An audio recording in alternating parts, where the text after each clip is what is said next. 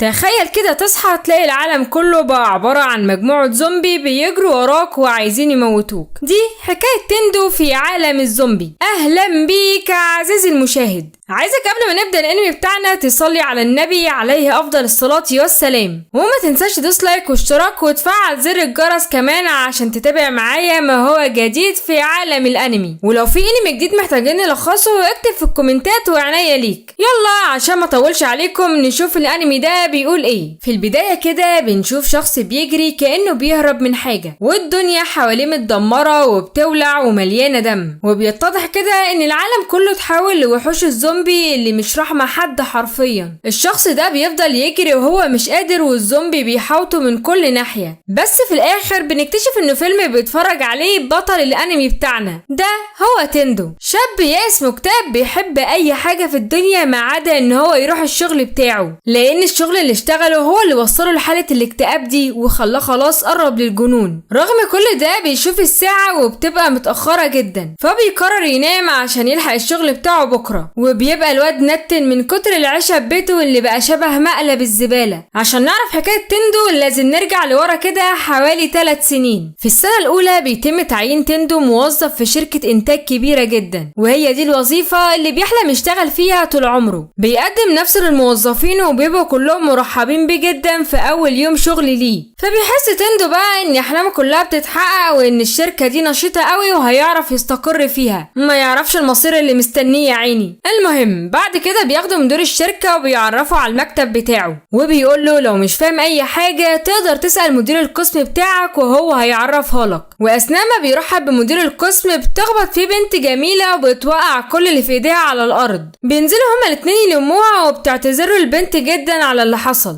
لكن أول ما شاف وشها انبهر من جمالها الفتاك ودماغه راحت لحتت بعيدة. بيرجع لوعيه تاني وبتعرفه البنت على نفسها وبتقوله ان هي اسمها ساوري، وهي بتبقى شغالة هنا في الحسابات، وبتقوله لو عايز اي حاجة في الشركة تعالى المكتب وانا هساعدك فيها، وبتتمنى له حظ سعيد في اول يوم شغل ليه هنا في الشركة. الواد بيبقى واقف مبلم كده ومش مركز في اي حاجة بعد ما شاف جمالها. بعدها الموظفين بيتجمعوا كلهم في مطعم وبيحتفلوا بالموظف الجديد اللي انضم ليهم، وبيسألوا تندو عن حياته الشخصية وهل عنده حبيبة ولا لأ، لكن تندو بيقول لهم ان هو ما يعرفش يعني ايه بنات اساسا. فبيستغربوا كلهم ازاي واحد بوسامته دي ما دخلش في اي علاقة قبل كده. فبيبص بيلاقي البت ساوري بصاله وبتحييه وبيعجب بيها اكتر، وبيقرر يجتهد عشان يبقى عيل جامد قدامها وتحبه. وبعد سهر كتير بيشكرهم تندو على اليوم الجامد ده، بس قبل ما بيودعهم بيتفاجئ بكل الموظفين بتطلع الكروت بتاعتها عشان يرجعوا الشغل من تاني. الواد بينصدم، شغل ايه ده؟ مش مفروض نروح ونيجي بكرة ولا ايه؟ بيروح تندو معاهم يكمل شغل بعد يوم طويل، وبيقول لا مش طبيعي اللي بيحصل ده. والموظف اللي جنبه بيقول له انجز بسرعة عشان قدامك 10 دقايق وتسلم الشغل اللي معاك. الواد يعني بيفضل يشتغل لحد ما بيلاقي نفسه نام على المكتب زي السهتان لتاني يوم، ولما بيصحى ما بيروحش، لا ده بيفضل يشتغل ساعات متواصلة لدرجة انه بيتمنى يروح البيت في اسرع وقت. وبعد يومين متواصلين في الشغل بدون راحة اخيرا بيروح على بيته وبيترمي على السرير من غير ما يغير هدومه حتى. وبيكتشف ساعتها ان الشركة اللي اشتغل فيها دي استغلالية لأبعد الحدود. وبيصحى الصبح على المنبه بتاعه على ميعاد الشغل، وبيفضل يشتكي من صعوبته وقد هو تعبان ومحتاج ينام، لكن بيفوق كده وبيشد همته عشان يروح الشغل. وبيقول لنفسه كفاية صياح بقى، انا فضلت اشتغل على نفسي لحد ما اشتغلت الشغل اللي بحبه، هاجي دلوقتي وهرفض؟ بعد ما بيحمس نفسه بيوصل طيارة على الشغل وبيصبح على كل نشاط. وبيتكلم تندو على الشركة بتاعته وبيقول انها نشيطة جدا وكل الموظفين هنا بيساعدوا بعض وبينجزوا في الشغل اكتر. وده طبعا واضح على وش الموظفين اللي شكلهم ضاربين حتة ب200 اساسا. الموضوع هنا ان رئيس القسم بيزعل مجموعة من الموظفين على الاستهتار اللي بيعملوه، وزعقه ده بيخلي الموظفين تعيط من كتر ما هم خايفين منه. ده باختصار السنة الاولى لتندو في الشركة الملعونة دي. بنيجي بقى للسنة التانية واللي بتبقى اتنح واتنح. تندو بيبقى تعبان جدا من الضغط اللي عليه لدرجة انه مش بيلاقي وقت يستحمى وريحته نتنت. في الوقت ده بيجيله رئيس القسم وبيزيد عليه يشيل شغل موظف تاني رفضوه من الشركة. بيوافق تندو من غير ولا كلمة وبيقول يا ريت صاروخ ينزل على راسي يموتني بدل اللي انا فيه ده.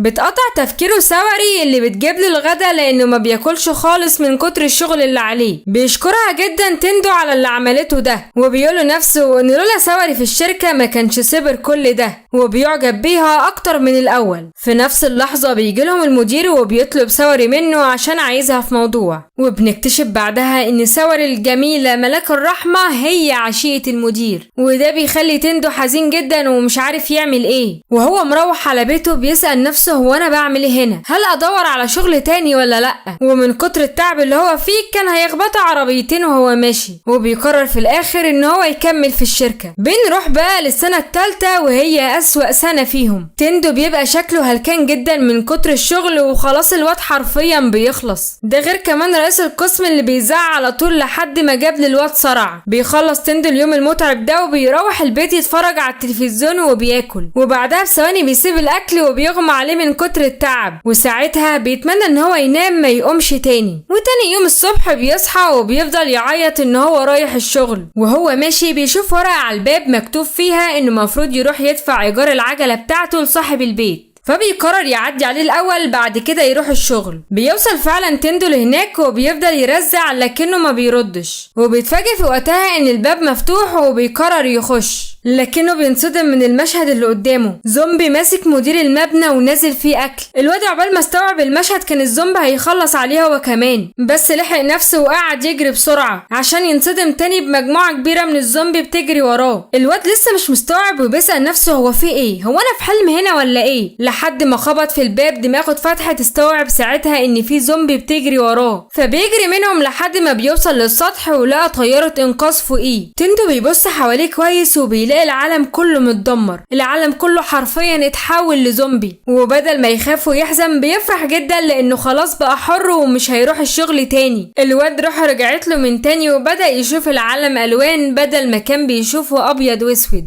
بيقع تندو من على مبنى عالي وبيعرف يفلت من الزومبي. في الوقت ده بيقرر يشوف حياته بقى وينبسط شوية، وبيفكر يعمل كذا حاجة تبسطه النهاردة. من ضمن الحاجات دي هو انه يعترف بحبه لسوري، البنت اللي فضل 3 سنين يحبها من غير ما يقول لها. وبالفعل بياخد العجلة بتاعته وبيطير طيارة على بيتها. بيوصل هناك وبيبقى خايف ومتردد ومش عارف يقول لها ازاي، فبيرن الجرس ومش بيلاقي حد بيرد عليه، وبيتفاجئ ساعتها ان الباب اصلا مفتوح. ولما بيخش بيلاقي المدير عندها وبيتحول قدامه لزومبي مخيف جدا. في الوقت ده تندو بدل ما يهرب منه بيزعله على 3 سنين عذاب اللي عاشها في الشركة، وبينطلق عليه بقوة رهيبة لحد ما بيطيره بره الشقة كلها. بنرجع لتندو اللي بيدور على سوري، ولما بيلاقيها بيشوف اكتر حاجة كسرت قلبه، وهي ان سوري اتحولت لزومبي هي كمان. بيبتدي تندو في العياط ومش قادر يستوعب المنظر اللي قدامه، وبدل ما يهرب بصراحة ان هو حبها من اول يوم شافها فيه،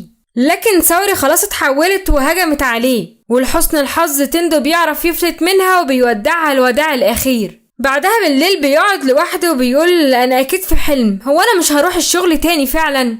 وبيقرر ان هو يحقق كل اللي بيتمناه في الظروف دي مهما حصل. وبيدخل السوبر ماركت وبيجيب ورقة وقلم وبيكتب كل حاجة عايز يعملها في حياته الجاية. والحاجة اللي المفروض نستفادها من الانمي ده عزيزي المشاهد ان مش كل حاجة بنحبها لازم تبقى مناسبة لينا، راحتك اهم من اي شغل يهينك ويقلل من قيمتك. المهم يا ترى ايه اللي هيحصل بعد كده؟ هنشوف ده الفيديو القادم بإذن الله. ما تنساش بقى تروق عليا كده زي ما بروق عليك وتخبط لايك واشتراك، لان ده بيبقى دعم ليا وبيخليني اكمل في المحتوى. وما تنساش برضو تصلي على النبي وتفعل زر الجرس عشان يوصلك كل ما هو جديد في عالم الانمي. اشوفكم على خير في انمي جديد بحكاية جديدة. سلام.